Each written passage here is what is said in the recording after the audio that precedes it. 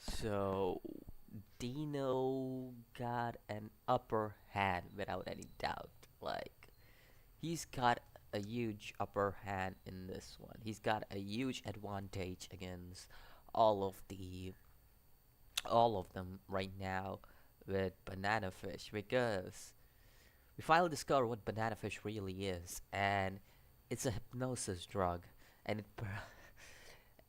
it pretty much puts the user under a certain kind of a hypnosis which gives them nightmare and stuff, and they can easily be controlled. So this is this is a pretty bad situation, to be honest. And Dino pretty much is going to merge with the government if banana fish is a success, which I'm pretty sure it will be a success. And that'll be that'll be making him a top dog within the underworld. So he it was quite an advantage here that Dino has right now. Now let's begin with the first. Let's go through the parts of uh all the stuff that happened within Banana Fish in this episode. So to begin with, it it was very obvious that uh, Michael was contacted at the start of the episode, and when Michael got there, there were already police, and it was like i- there wasn't any time. Like these people, they just ran away because the police arrived, and someone named George called them. I'm not sure who's George. I am not sure at all, but somebody named George called them, and basically that's the reason why Michael's wife Jessica and his kid, not Michael, what am I saying? Michael is the kid's name. It's Max. Jeez, I completely messed that up.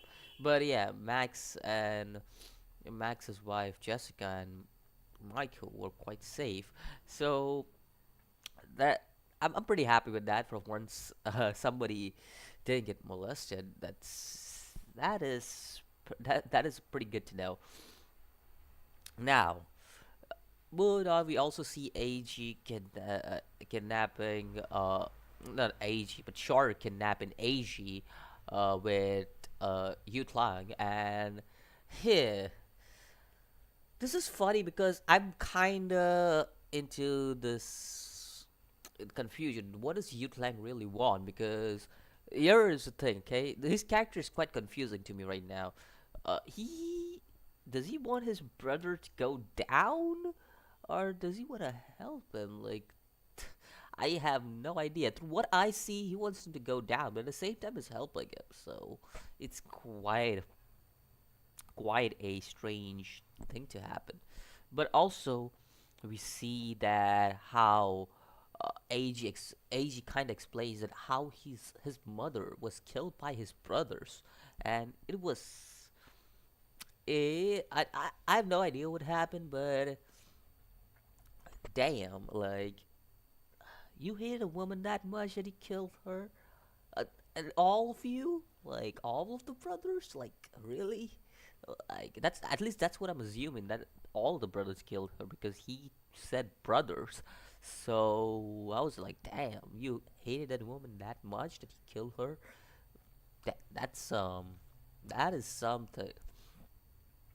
So we also see how Dawson appears out of nowhere in this episode, and how he pretty much explains about the drug and how they were creating it so that they they wanted to make money, and his brother, the other Dawson, uh, I forgot his name, but pretty much both of the Dawson brothers uh, conflicted with each other basically, and Abraham pretty much was the one who was like, nope, we shouldn't actually make this drug because this is too dangerous. Like this is quite a dangerous drug, and the other Dawson the other brother was pretty much, we all know he's working for Golden. He's working for Dina right now. So it's quite obvious that what happened pretty much.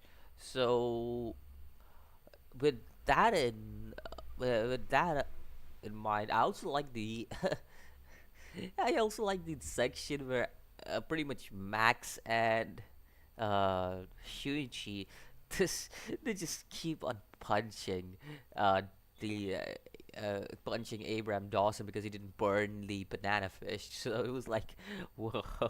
And it was funny to me because Max punched him, Shuichi came in, Shuichi punched him and just fell down. And the only evidence that Ash needed was destroyed. Well, the evidence that Ash needed was destroyed pretty well. Well, Ash has to find some new evidence, and I don't know how he's gonna do it. So yeah, that's just what I see right now.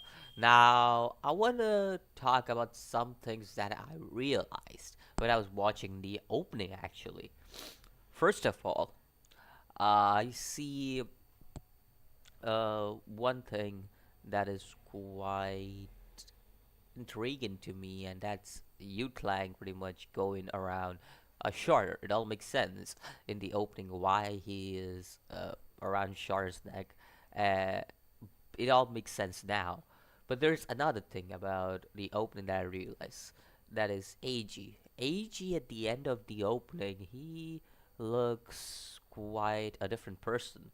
And it would make sense if banana fish was used on him and he couldn't like if the banana fish was used on him and he couldn't do anything, and he pretty much couldn't do anything in the state he is right now. So it all makes sense why the opening would be like that.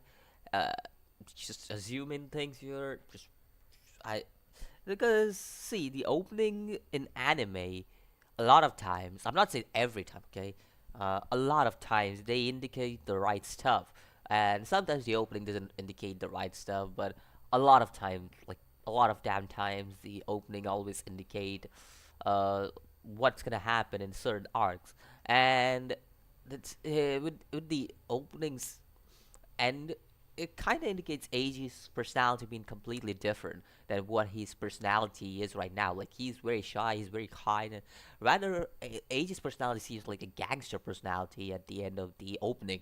So it's just it would make sense if banana fish was used on Eiji and pretty much he had to kill someone or someone or or something like that, it would make sense why Age's personality would change like that. Because remember, if you have your first kill, your personality instantly changes, and that's a fact.